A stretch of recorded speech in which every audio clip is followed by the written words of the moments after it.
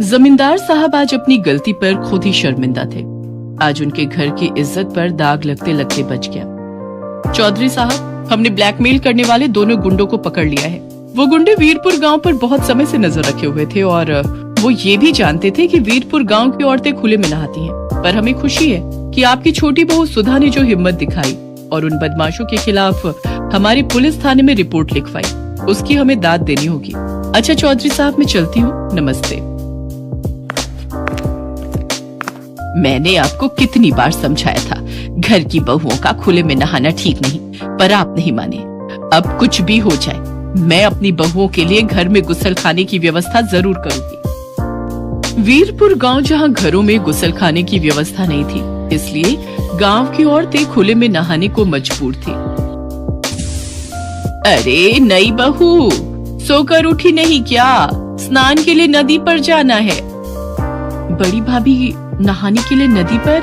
लेकिन यूं खुले में नहाते हुए कोई देख लेगा तो? हाँ सुधा, इस गांव में औरतें खुले में ही नहाती हैं और वैसे भी गांव के लोगों को पता है कि जिस समय गांव की औरतें नदी पर नहाने जाती हैं, उस समय गांव के मर्द नदी के आसपास भी नहीं फटकते। अच्छा अब देर मत करो, वैसे भी नदी किनारे इस समय सुनसान होता है, हम जल्दी से नहाकर आ जाएंगे। मालिनी और सुधा नदी पर नहाने के लिए जाती हैं। गांव की बहुत सी औरतें पहले ही नदी पर नहा रही थी। सुधा को बहुत शर्म आ रही थी। मालिनी भाभी, ये तो बहुत अजीब लग रहा है, अगर किसी ने हमें देख लिया तो हमारी इज्जत तो मिट्टी में मिल जाएगी। अरे काहे का शर्मा रही हो बहू रानी, हमें इतने साल हो गए, आज तक तो हमें किसी ने देखा नहीं, तो अब कौन देखेगा? चौधरी साहब से सब डरते हैं, इसलिए नदी किनारे कोई मर्द नहीं आता, सिर्फ औरतें ही नहाती हैं। सुधा को बहुत अजीब महसूस हो रहा था, पर वो करती क्या? मजबूरी में उसे मालिनी और बाकी की गांव की औरतों के साथ नदी में उतरना ही पड़ता है। बट गांव से बाहर और भी जगह ये फोटो पहुंचे तो जैसा हम कहते हैं वैसा तुम दोनों करोगी? नहीं नहीं, हमारी ये फोटो किसी को मत दिखाना। तुम्हें क्या चाहिए, हमें सीधी तरह बता दो। अगर तुम चाहती हो कि हम ये फोटो किसी को न दिखाएं और अपने फोन से हटा लें, तो कल दोपहर तक 2 लाख रुपए नकद और सोने के जेवर एक बैग में भरकर तुम दोनों हमें ला कर दोगी। उसके बाद हम यहाँ से चले जाएंगे। ठीक है, तुम चिंता मत करो, हम कल दोपहर तक तुम्हारी ये मांग पूरी कर देंगे, पर तुम तब तक ये फोटो किसी को नहीं दिखाओगे। मालिनी पूरी तरह घबरा चुकी थी। वो दोनों घर लौट आती हैं। मालिनी भाभी, हम ये गलत कर रहे हैं, अन्याय के सामने झुकना कायरता है, हम अन्याय को छूट दे रहे हैं, उन मुजरिमों को सजा मिलनी चाहिए, उनकी मांगे पूरी करके तो हम उन्हें और बढ़ावा दे रहे हैं। आज वो हमारे साथ ऐसा कर रहे हैं, कल किसी और के साथ करेंगे, ये सरासर गलत है भाभी। तो हम कर भी क्या सकते हैं सुधा? हमारी फोटो बदमाशों के पास है, हम ये बात किसी से नहीं कह सकते, बदमाश हमारी फोटो हर जगह दिखा देंगे। पर सुधा बहुत हिम्मत वाली थी, वो मालिनी को बिना बताए पुलिस स्टेशन पहुंचती है और वहाँ पर लेडी ऑफिसर को सारी बात बताती है। सुधा, तुम चिंता मत करो, मैंने ऐसे गुंडों को बहुत सीधा किया है, मैं जैसा कहती हूँ वैसा ही करना। सुधा पुलिस की मदद ले चुकी थी। अगले दिन वो मालिनी के साथ बदमाशों की बताई जगह पर पहुंचती है। गुंडे जैसे ही मालिनी और सुधा के पास आते हैं, तभी पुलिस भी वहां पहुंच जाती है। पुलिस को देखकर गुंडे घबरा जाते हैं। पकड़ लो इन गुंडों को, सीधी साधी गांव की औरतों को ब्लैकमेल करके उनके पैसे और जेवर की मांग करते हो। मैडम जी, ये वही गुंडे हैं जिनकी आसपास के गांव की पुलिस तलाश कर रही है। इन्होंने पहले भी कुछ गांव की औरतों को ऐसे ही ब्लैकमेल किया था। पुलिस के द्वारा गुंडों को पकड़ने की बात चौधरी के कानों तक पहुंचती है। उन्हें भी अपनी गलती का एहसास हो जाता है। चौधराइन, तुम सच कह रही हो, गलती मेरी ही है। मैं ही पुराने ख्यालों में जी रहा था। मैंने कभी इस ओर ध्यान ही नहीं दिया कि हमारी बहू बेटियों को किस चीज की सबसे ज्यादा जरूरत है। मैं वादा करता हूँ, इस गांव में हर घर में गुसल खाना होगा, ताकि फिर कभी किसी बहू बेटी के साथ ऐसा ना हो। सुधा, आज तुम्हारी हिम्मत की वजह से हम कितनी बड़ी मुसीबत से बच गए।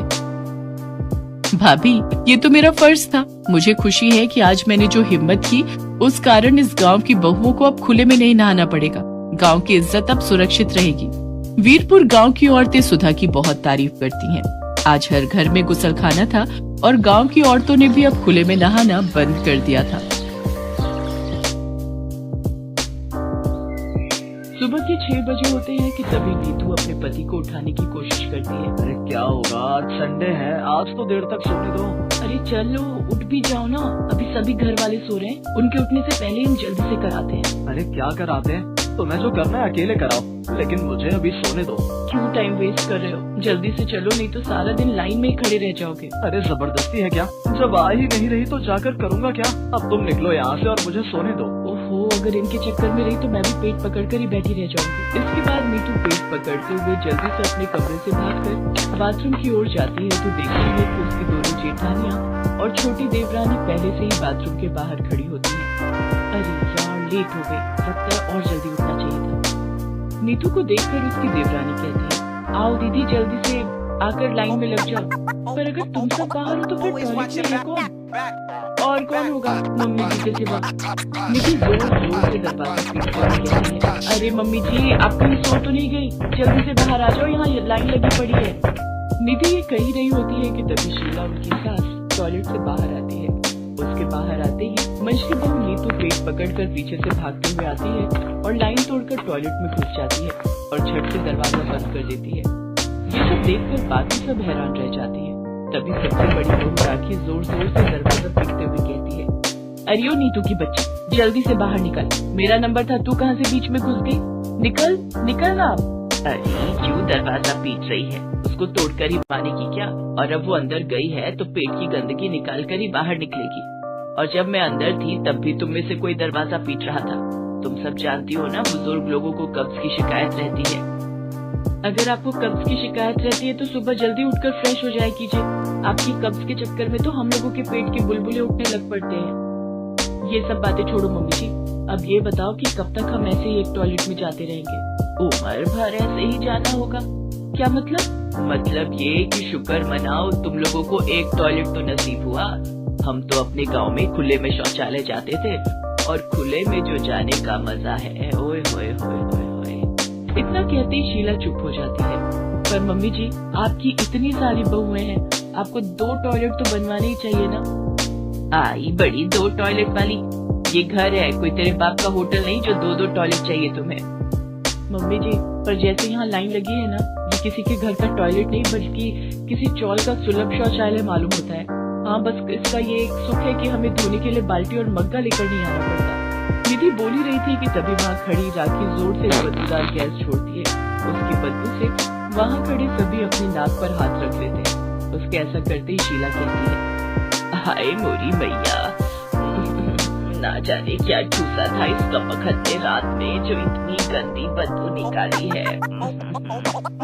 मम्मी जी, जिस घर में 4 बहुओं का एक टॉयलेट होगा वहाँ तो ये सब झेलना ही पड़ेगा।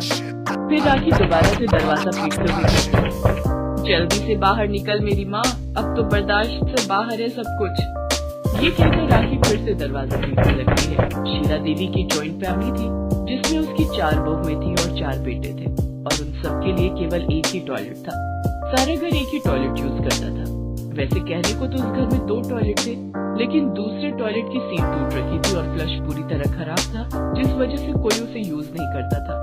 बेचारी सारी बहुओं का आधा दिन तो टॉयलेट में अपनी बारी आने के इंतजार में ही गुजर जाता, और ऊपर से अगर गलती से कोई मेहमान घर पर आ जाए तब तो समझो हो गई छुट्टी। ऐसे ही एक दिन दरवाजे की घंटी बजती है। तभी नीतू दरवाजा खोलती है। मैडम, रश्मि जी का पार्सल आया है। रुको, मैं अभी उसे बुलाती हूँ। रश्मि, अरे ओ रश्मि, जल्दी आ, देख तेरा पार्सल आया है। आई दीदी। जी लीजिए।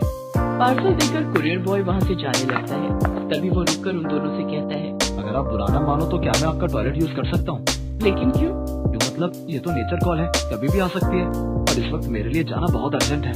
दीदी, अभी कोई होगा तो नहीं ना टॉयलेट में? मैं क्या जानू रश्मि, लेकिन अब अगर इसे जोर की लगी है तो कर भी क्या सकते हैं। ले जाओ इसे। रश्मि इसको टॉयलेट की तरफ लेकर जाती है, लेकिन जैसे ही कुरियर बॉय दरवाजा खोलने की कोशिश करता है तो वो अंदर से बंद होता है। इतने में अंदर से आवाज आती है, अब कौन है बे, कम से कम यहाँ तो चैन से बैठने दो, सुबह जाने नहीं देते, दिन में भी परेशान करके रखा है। अब तो जब तक कार्यक्रम पूरा नहीं होता मैं बाहर नहीं आऊंगी।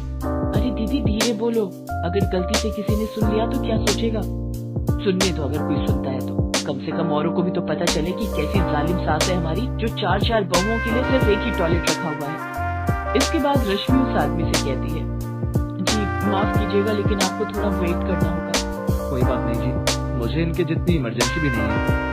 ये कहकर वो आदमी क्रॉस लेग करके खड़ा हो जाता है। लेकिन काफी देर इंतजार करने के बाद भी जब निधि बाहर नहीं आती तो वो आदमी जल्दी में वहाँ से निकलने लगता है कि तभी रश्मि पीछे से आवाज देते हुए कहती है, अरे रुकिए तो, कहाँ जा रहे हैं आप? आपको काम पूरा करके ही जाइए। नहीं करना मुझे कोई टॉयलेट। अगर मैं ऐसे ही वेट करता रहा तो मेरी पैंट यहीं गीली हो जाएगी। इससे तो अच्छा होगा मैं बस स्टैंड पर बने सुलभ शौचालय में चला जाऊँ।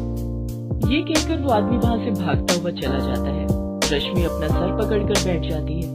कुछ महीने ऐसे ही बीतते चले गए, लेकिन टॉयलेट की समस्या ज्यों की त्यों बनी रहती है।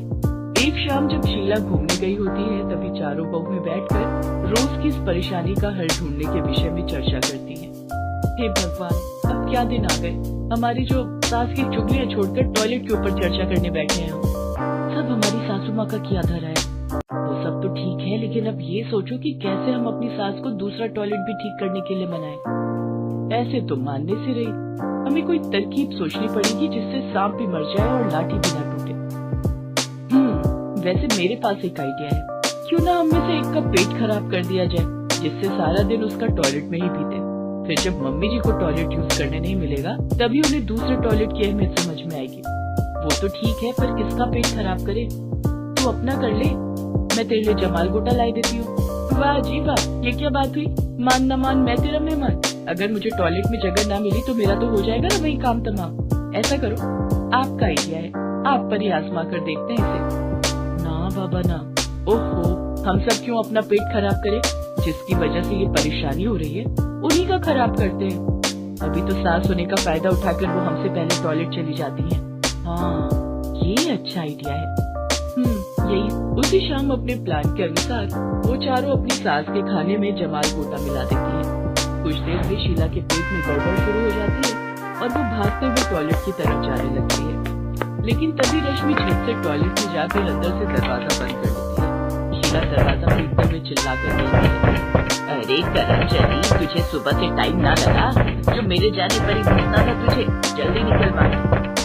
कुछ देर में रश्मि बाहर आती है। तभी शीला झट से अंदर जाकर फ्रेश होती है और पसीना पोंछते हुए बाहर आती है। लेकिन अभी वो अपने कमरे की ओर जा ही रही होती है कि तभी उसके पेट में फिर से गुड़गुड़ाहट शुरू हो जाती है और वो वापस टॉयलेट जाने लगती है।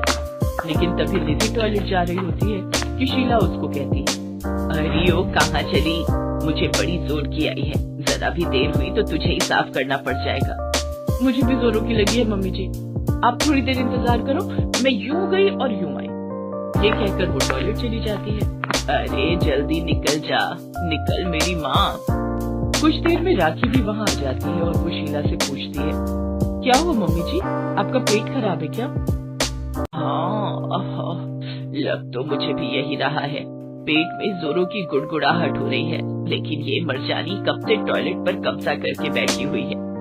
अब पता चला मम्मी जी, अगर दूसरा टॉयलेट होता तो क्या आपको इतनी परेशानी होती?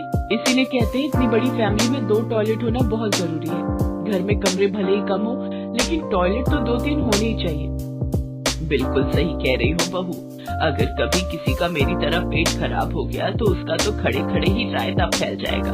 अब मुझे समझ आ गया, अब मैं कल ही दूसरा टॉयलेट ठीक करवाऊंगी। इतना कहकर शीला वहाँ से चली जाती है। तभी चारों बहुएं आपस में ताली देते हुए कहती है, अपना मिशन कामयाब हुआ।